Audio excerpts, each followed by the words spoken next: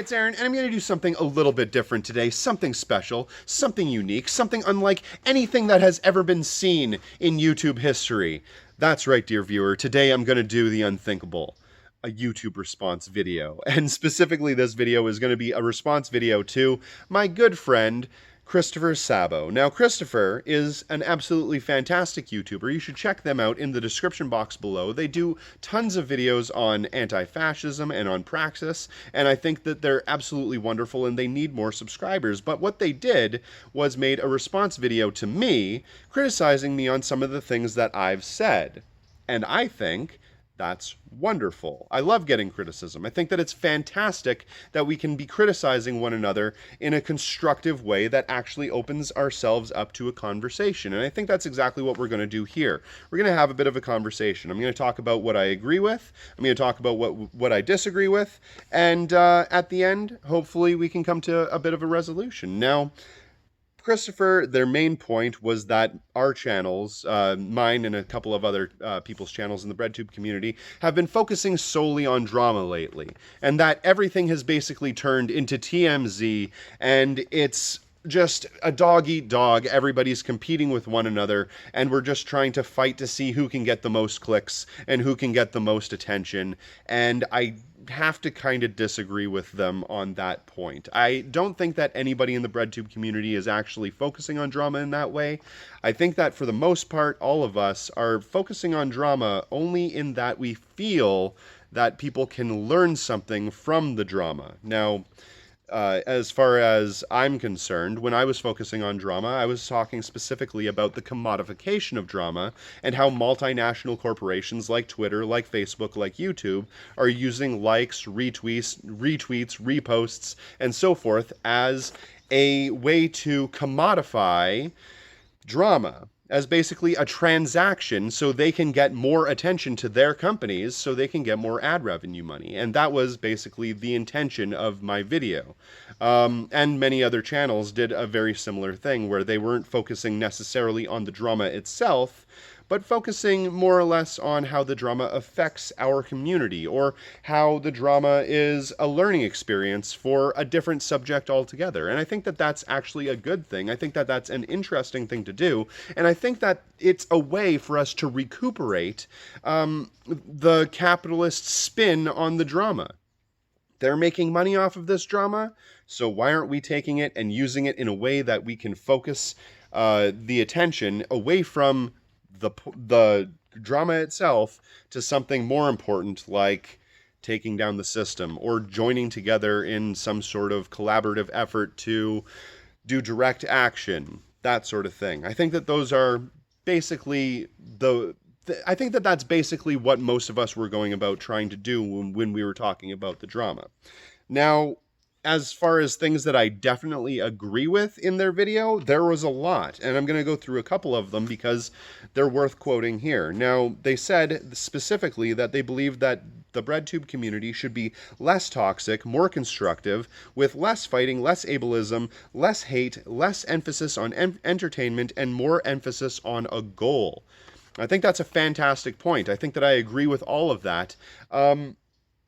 One of the main problems that I've been railing against since the very start is that people in leftist spheres tend to focus more on how we go about things than the things that we should actually be going about. So I think that it's very important that we focus more on a goal than on the spectacle and on all of these other things. But I do have to disagree slightly in that I believe that YouTube is a visual medium, so entertainment does factor in. People like PhilosophyTube are incredibly entertaining, and they do an amazing job at spreading class consciousness far and wide across the globe to places where you would never even expect it, because those people are interested and engaged in the things that PhilosophyTube has to say. And I think that's very important. So YouTube is a visual medium. You have to use the spectacle to your advantage whenever you possibly can. But yes, it is more important that we focus on the goal than focusing on all of this other stuff, all of this fluff, because it's not important. Very good point. And finally, another quote from their video. It was that we need more revolutionaries thinking critically about how to achieve a revolution. And that's absolutely true. I think that we need more revolutionaries, we need more activists, we need more people doing community outreach, and we need more propagandists getting people motivated to do those things. Not everybody can do every one of those things. Not everybody has the skill set to be able to do each one of those things, but I'm sure everybody out there can at least go for one of them because you might be really good at it. And I think that's a really good point. I think that we should be trying to get involved in community outreach, in that we need to be setting up community kitchens. We need to be setting up all sorts of different small socialist groups where we can actually help people out.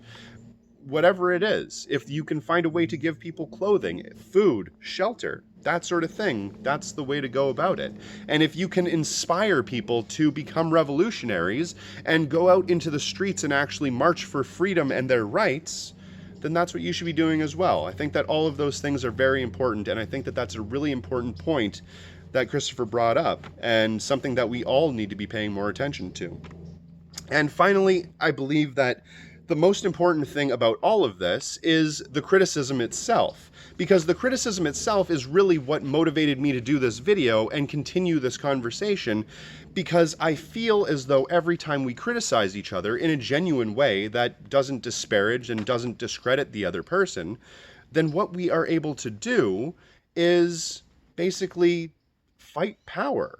We're basically able to look at power structures like a good anarchist should and determine whether or not it's legitimate, whether or not it's correct, whether or not it's good, and find out the truth for ourselves. And that's really what we should all be doing. We should be focusing on dismantling all unnecessary or all unjustified power structures, no matter where we find them. And if you see a YouTuber that's out there that has over 10,000 subscribers and apparently has a certain amount of social capital, and they say something that you think is wrong, you're absolutely correct to criticize them.